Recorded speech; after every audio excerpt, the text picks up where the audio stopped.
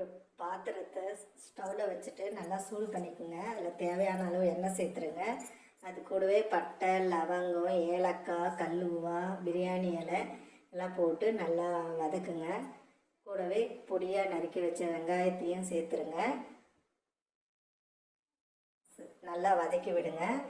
அதுக்குள்ளே இன்னொரு பாத்திரத்தை எடுத்து அதில் அரிசிக்கு 2 மடங்கு தண்ணியை வச்சுட்டு அதில் கொத்தமல்லி தழையும் புதினா தழையும் போட்டுருங்க. போட்டுட்டு தண்ணி கொதிக்க வைங்க. பாருங்க, வெங்காயம் நல்லா வதங்கின்னு இருக்குது.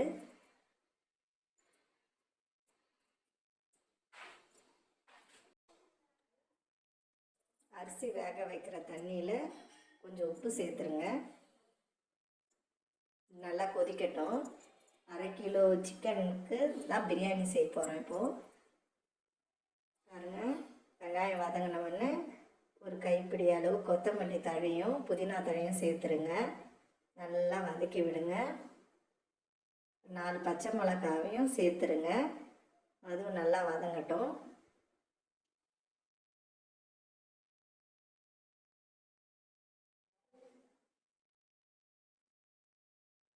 நல்லா மீடியம் ஃப்ளேமில் வச்சு வதக்குங்க. பாருங்க, நல்லா வதங்கட்டும். இன்றைக்கி பாஸ்மதி ரைஸில் தான் சிக்கன் பிரியாணி செய்ய போகிறோம். சாதத்தை வடித்து அதிலேருந்து பிரியாணி செய்ய போகிறோம். பாருங்கள், மிளகாத்தூள் 2 ஸ்பூன் சேர்த்துருங்க. தனி மிளகாத்தூள் இது காரமும் நல்லா இருக்கும், கலரும் வரும். அதனால் இந்த 2 ஸ்பூன் மிளகாத்தூள் சேர்த்துருங்க. காரம் வேணுன்னா கொஞ்சம் கூட சேர்த்துக்குங்க. நல்லா எண்ணெயிலே வதங்கட்டும். பச்சை வாசனைலாம் போகிற வரையும் நல்லா கிளறி விடுங்க, அடிப்பிடிக்காத மாதிரி.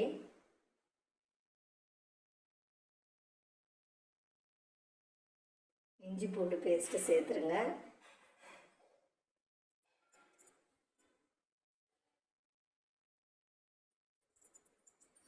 நல்லா பச்சை வாசனை போகிற வரையும் வதக்குங்க. கொஞ்சம் ஸ்டவ் மீடியம் ஃப்ளேம்லேயே வச்சுக்கோங்க. இஞ்சி பூண்டு அடி பிடிக்கும். நல்லா கிளறி விட்டுக்கினே இருங்க.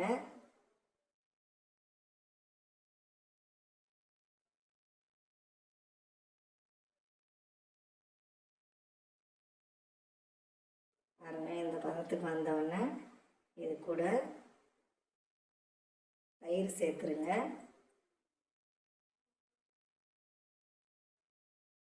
ஒரு 4 ஸ்பூன் தயிர் சேர்த்துருங்க.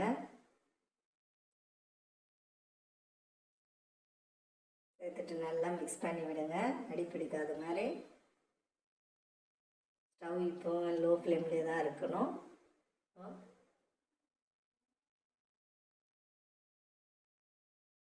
நல்லா கிளறி விட்டுட்டு அப்புறமா மீடியம் ஃப்ளேமில் வச்சுக்கோங்க. தேவையான அளவு உப்பு சேர்த்துருங்க. உப்பு சேர்த்துட்டு நல்லா மிக்ஸ் பண்ணி விடுங்க.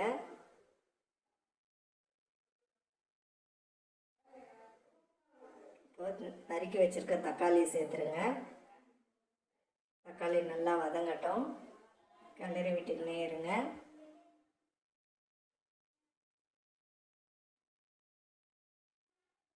அரிசி வடித்து செய்யும்போது பிரியாணி நல்லா உதிரி உதிரியாக வரும்.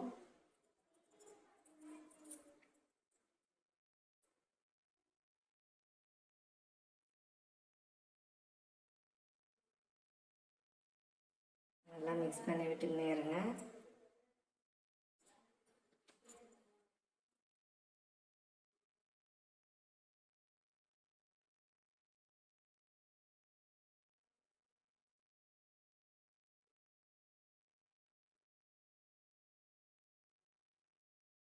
தேவையான அளவு தண்ணி சேர்த்துருங்க. இன்றைக்கி 1/2 கிலோ அரிசி பாஸ்மதி ரைஸுக்கு 700 ml தண்ணி சேர்த்துருக்கேன்.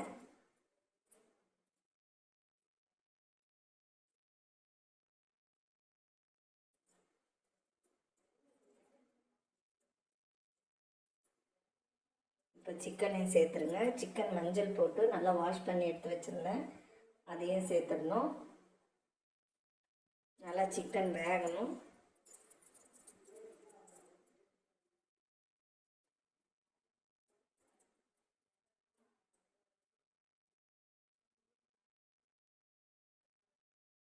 கொஞ்ச நேரம் மூடி போட்டு விட்டுருங்க. சிக்கன் வேகட்டும். அதுக்குள்ளே நம்ம சாதத்தை வடிச்சுக்கலாம். அந்த தண்ணியில் வந்து ஒரு ஸ்பூன் மிளகாத்தூளும் சேர்த்துருங்க. அப்புறமா பாசுமதி அரிசி சேர்த்துரு, நல்லா கழுவி வச்சுருக்க பாசுமதி அரிசியும் சேர்த்துருங்க. ஒரு 2 நிமிஷம் நல்லா ஹை ஃப்ளேமில் வச்சு வேக விடுங்க. 2 நிமிஷம் வச்சா போதும். ரைஸ் ஓரளவுக்கு பாதி அளவு வெந்துடும். அரை வேக்காடு இருந்தால் போதும். அதுக்கு மேலே வெந்துடுச்சுன்னா குழஞ்சிடும். அதனால் அரை வேக்காடு தான் வேக வைக்கணும். பாருங்க, இந்த பதத்துக்கு வந்தவொடனே சாதத்தை தனியாக எடுத்துருங்க. தண்ணி இல்லாமல் எடுத்து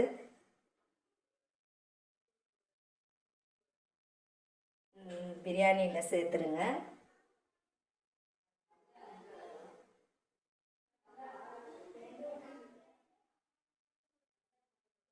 இதில் இருக்கிற தண்ணியே சரியாக போயிடும். தண்ணி இல்லாமல் எடுத்து சேர்த்துக்குங்க.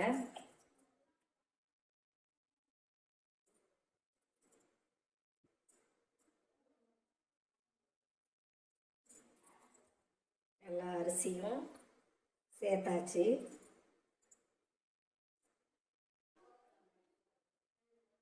இப்போ தம் போடணும். ஒரு முறை நல்லா மிக்ஸ் பண்ணி விட்டுக்குங்க. இது மாதிரி ஆனவுடனே இதுக்கு மேலே ஒரு நல்ல ஒரு பிளேட்டு போட்டு மூடிட்டு அதுக்கு மேலே ஒரு வெயிட்டான பாத்திரத்தை தண்ணி வச்சுடுங்க. 20 நிமிஷம் வேக வைக்கணும். 5 நிமிஷம் ஹை ஃப்ளேமில் வைங்க. 5 நிமிஷம் ஆன அப்புறம் 15 நிமிஷம் லோ ஃப்ளேமில் வச்சுடுங்க. வச்சுட்டு நல்லா வேக விடுங்க. 20 நிமிஷம் வேகட்டும். 20 நிமிஷம் ஆனவுடனே எடுத்து பாருங்கள், பிரியாணி ரெடி ஆகிட்ருக்கும். பாருங்கள், 20 நிமிஷம் ஆயிடுச்சு. பிரியாணி பாருங்கள் எவ்வளோ உதிரியாக நல்லா வந்திருக்கு. ஒன்றோடு ஒன்று ஒட்டாது.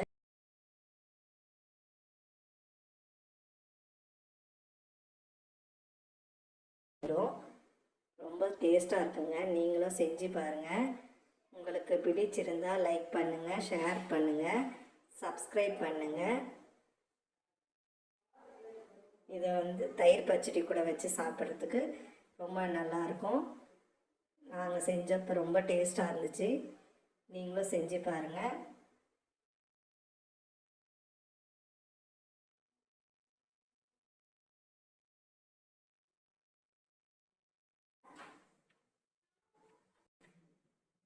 Thank you for watching my channel.